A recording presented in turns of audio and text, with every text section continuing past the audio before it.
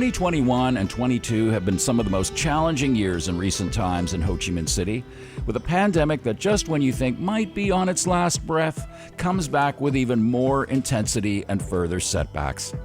It's been 9 months since I was last here. I've come back to explore, to see what's been shuttered and what's survived and still thriving. One thing that's clear: despite the toll the pandemic has raged on this city, the dynamic atmosphere and the driving, pulsating force that seduces most everyone who visits has not been lost.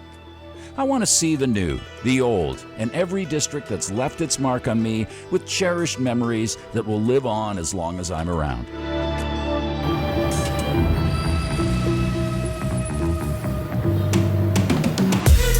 From the streets that are literally giant wholesale markets with their bustling alleys, to everything from fashionable neighborhoods, cafes, to anything else this city can throw in front of me, I'm ready for it. The never-ending expansion of city limits and space in the sky, the new buildings, the historic landmarks, and the troubled tourist spots.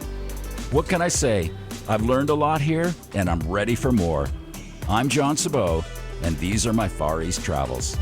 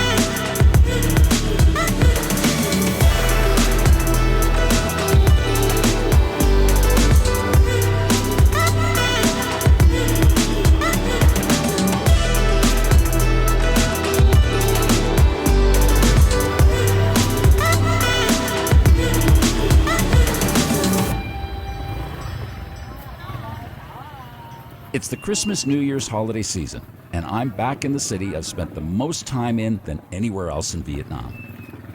Finding myself drawn to one of my favorite areas of the city, District 5, and one of the most interesting alleys in Southeast Asia, Tong Zui Tan, otherwise known as Haberdashery Alley, filled with just about everything you need to sew up a suit, dress, or costume, plus almost anything else you can think of.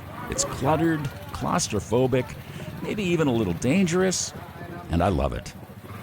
Just like I love and find myself always drawn to the giant Binh Thai wholesale market, just over in District 6. Almost any time of the day, you'll find buyers here stacking up their motorbikes with almost everything from clothing to bottled sauces, nuts, dried shrimp for their shop or restaurant. They're not the least bit fazed by a menacing foreigner peeking in on life here, curious and sometimes clumsy. To this day, I'm still surprised, even in a big city, how people here can be so welcoming and friendly. It's amazing how your mood can be impacted by just a few people smiling and saying hello every few minutes you spend walking around here. One of the many reasons why foreigners, I feel, end up staying longer than planned. It seems like it's all business as usual, with not much in the way of QR codes, but some tape here and there reminding us of the times we live in. Oddly, though, the mood doesn't seem that much different than the first time I visited almost 6 years ago. There's no doubt in my mind that I'm attracted to these places because it's the Asia I always dreamed of traveling and exploring. Busy, raw, hectic, messy, and exotic, of course. Having lived here for so long, some of the mystery for me has vanished, I'll admit, but the energy, the dynamic interaction between people is as intoxicating as ever.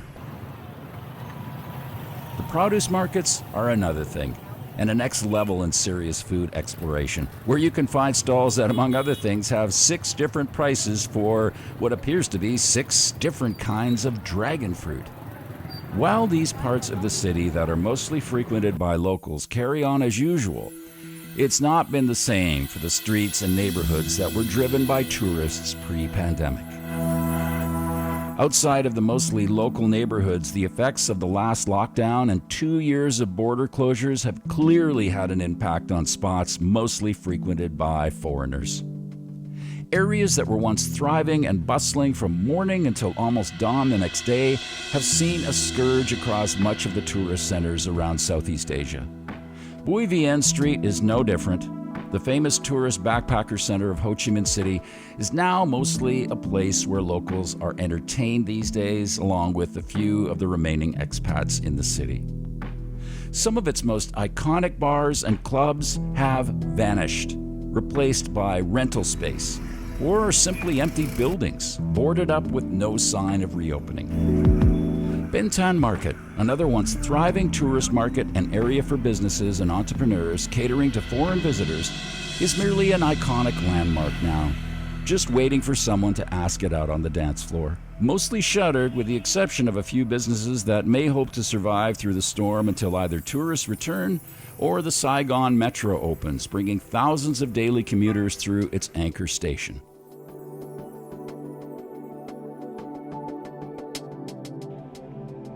Even the world's #1 franchise business has been affected by the pandemic. The once busy McDonald's location next to the Saigon Central Post Office and across the street from the Notre Dame Cathedral is now an empty shell. It's evident now, in order to survive in a nation of banh mi, not Big Mac lovers, the hundreds of tourists who visited the attractions here daily looking for something familiar were its sole source of survival. Change is inevitable. And while some things are left behind, the French colonial square here is getting a slight makeover before it's once again showtime. And there's a new bike share program with 400 bikes stationed around District 1 that makes it convenient for short, if not hair-raising journeys in the traffic. In 2019, this is the spot I hosted several episodes of my podcast from.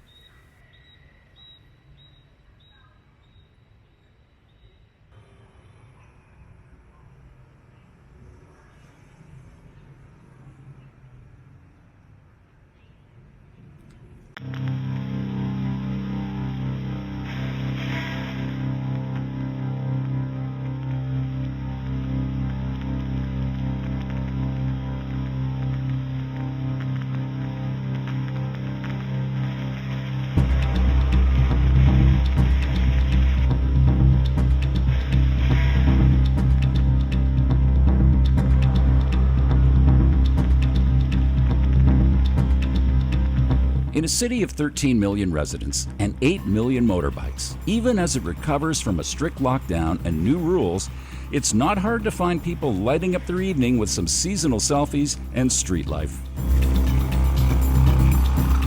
Local nightlife can be found in many districts like Nguyen Street in District 5, with its countless shops selling clothing and footwear from China, Vietnam, and Japan.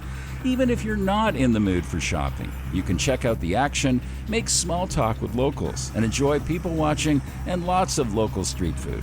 And although this Gucci set looks pretty tempting, I think I'll hold off for now, storing it in my memory maybe should I require an attention-seeking outfit in the future.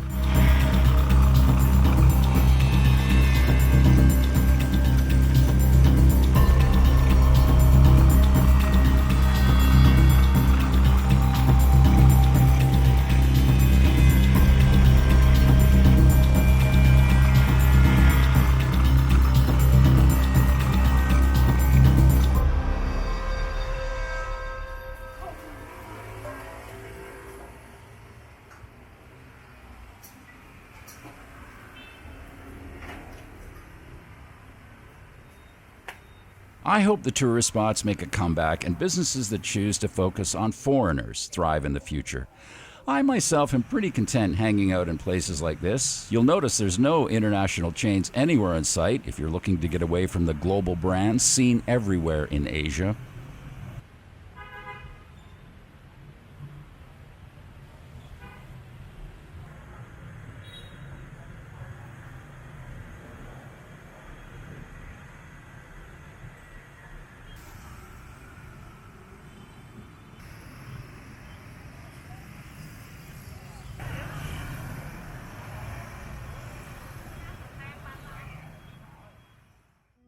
The reminder of an ongoing pandemic is still everywhere, from roped or taped off businesses, for-lease signs, shuttered buildings, and steady crowds and traffic outside hospitals for everything from testing to acute care.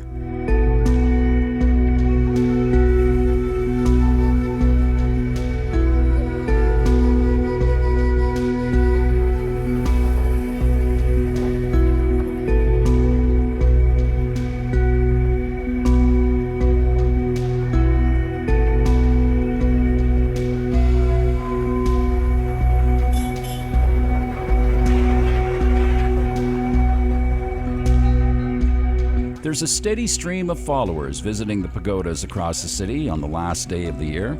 I'm at the Quan, or Goddess of Compassion Pagoda in District 5. I can't help but think many people are happy to close the book on 2021, whether it's the Gregorian or lunar calendar.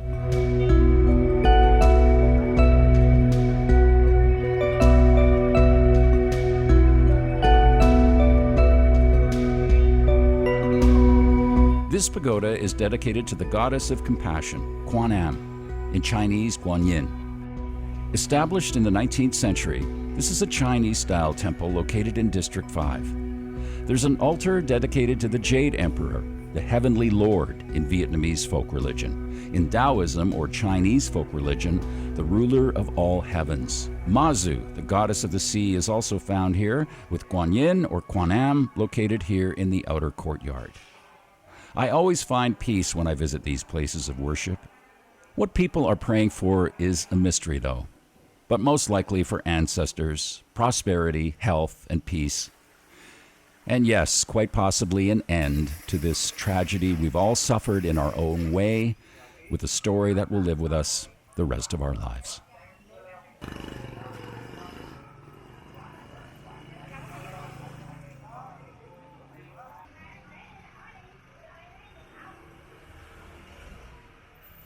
A new year brings hope and possibilities and plenty of ways to celebrate Tet, or the Lunar New Year, which is only a few short weeks away. I'm surrounded by Tet colors in one of the many shops in District 5.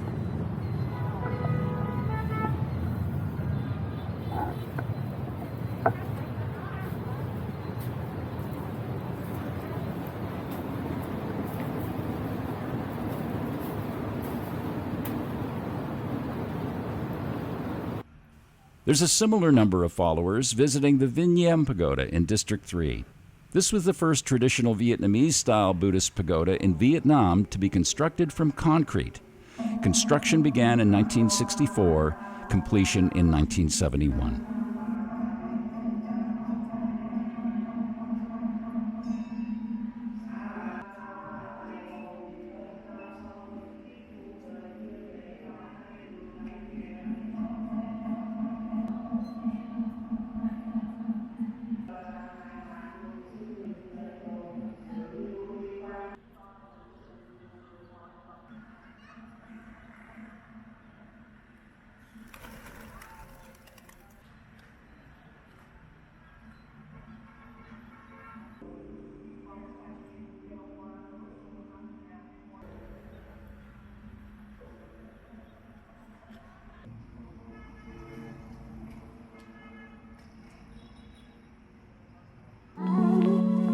Many foreigners who were living in Vietnam full-time, or who were initially stranded while visiting and decided to stay, have had to leave the country due to changes in visa policies, or just because they couldn't wait any longer to visit home. I'm heading to one of the most popular places for expats to live in Ho Chi Minh City, Dien, to see what the vibe is like there now.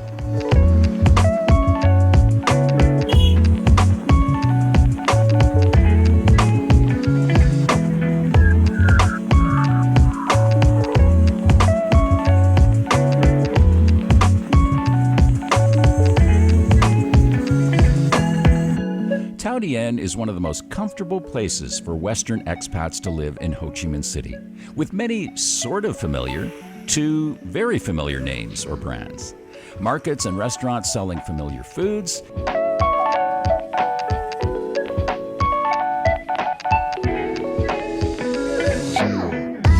and most places now having something we've all gotten used to, the QR code. It seems a little quieter than it was a few months ago, with lots of rental apartments available.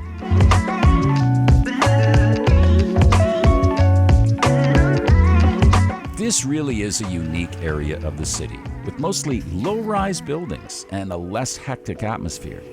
Many people who visit often remark that it feels completely unlike the rest of the city. Lots of places to stop for a coffee or something to eat. I'm taking advantage of the abundant places featuring Western food and stopping down for an order of onion rings before I'm on my way. And by the way, they're very, very good.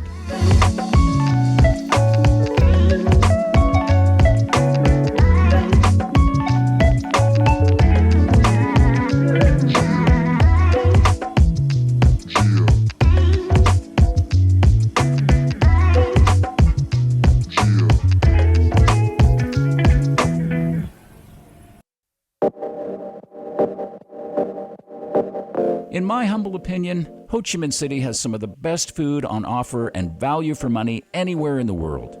I'm heading to one of my favorite places to satiate my chocolate addiction, Maison Marou, in the Nguyen Thai Binh ward of District 1. This is a full-on theater experience, from watching the processing of cocoa beans to the creation of chocolate and chocolate-based desserts.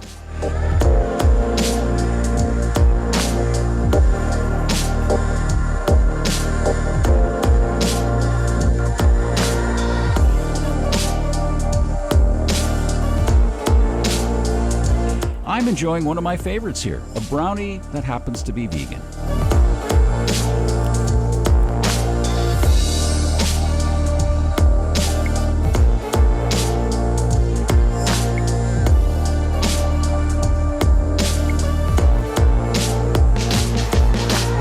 It's beyond words. Located within just a few steps of Ben Thanh Market, this ward has slowly been transformed over the years to cater to travelers, but with enough local appeal to not have been as seriously affected by the lockdowns and border closures as other areas. With new hotels under construction and the Ben Thanh subway hub, it's possible Nguyen Thai Binh will not be recognizable in a few years.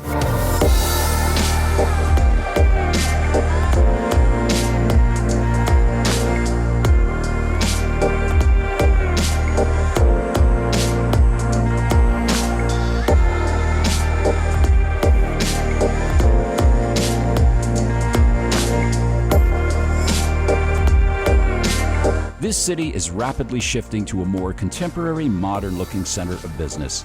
Perhaps little neighborhoods with charming cafes and outdoor markets will be a thing of the past as Vietnam expands its global presence as a manufacturer and exporter of everything from shoes to tech products and even guitar amps.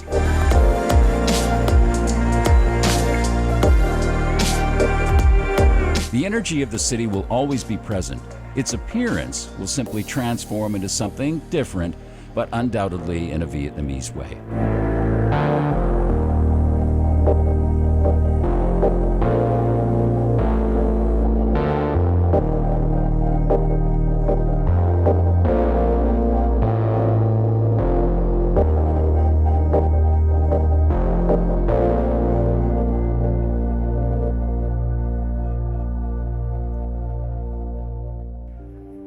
I've always wanted to ride the Saigon WaterBus or taxi, an alternative form of transportation that doubles as a tourist attraction on the Saigon River.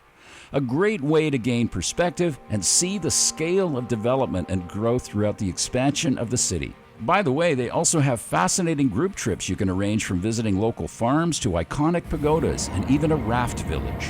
Starting from the Bac Dong port in District 1, the full almost 11-kilometer route takes you all the way to Linh Dong ward in Tu Duc district. Today, I'm just taking the short loop from District 1 to the Tao Dien Wharf, which is currently under repair. One of the most impressive sights along the way is the new 2TM2 bridge, linking District 1 with one of the largest new urban developments located on the 2TM Peninsula. Due to supply chain delays and COVID restrictions, completion has been delayed, but is expected to open in 2022. It's easy to get lost in admiring the skyscrapers and new infrastructure, but one mustn't forget this river's fabled history, from the French colonialists establishing it as the first trade port of the Far East, to the staging point for Ho Chi Minh's departure in 1911 on the Admiral Latouche Treville, the start of a journey that would eventually lead him back to Vietnam to liberate his country. Just over 80 years ago, if you had a license, you could still pull up to the dock across from the French customs house and purchase opium in shiny tin boxes, make your way up to Châu Lan, now District 5 and 6, and if you didn't get plundered by pirates, sell your goods to the opium dens of the area. Today, the Saigon River plays a vital role as a transportation hub for exports that contribute to 2/3 of Vietnam's economy.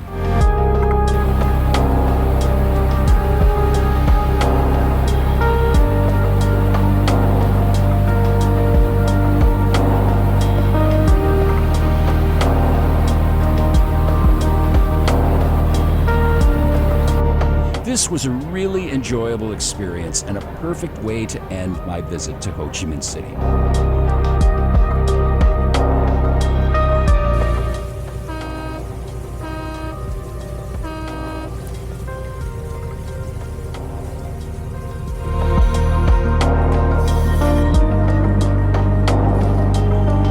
Despite a pandemic that may be with us for some time, Ho Chi Minh City or Saigon and the rest of Vietnam are moving forward with the reopening of the country to tourism.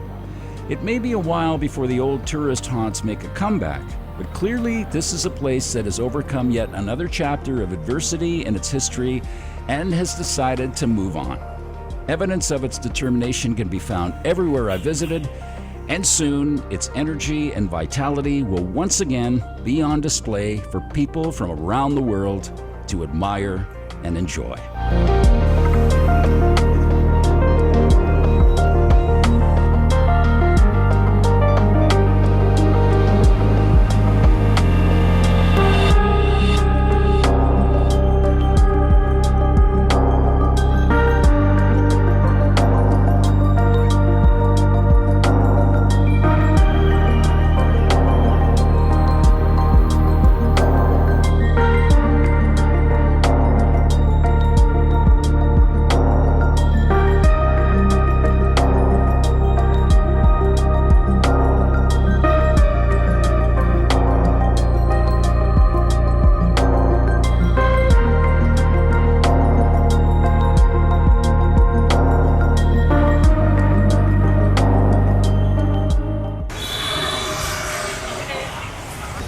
I'm sitting here for about 10 minutes right now. I'm right next to a convenience store. I keep hearing this doorbell every time somebody comes and goes, and it's just cluing into me now that I can get some beer to go with these wonderful things I'm going to have and enjoy. I hope as much as you enjoyed the video. So if you did, thumbs up, please. There's tons more videos from Vietnam here, East Asia, Southeast Asia, and South Asia, so do subscribe to the channel. If you feel like supporting the channel, of course, that'd be totally cool. 2 links in the video description below. Just check those out. Thanks in advance. You know, I think 2022 is going to be an awesome year. I had an awesome time in Ho Chi Minh City here the last couple of weeks. I hope you do too, or wherever you're going. And wherever you travel, I wish you safe travels. Namaste, Tashi Delay, and peace from Vietnam.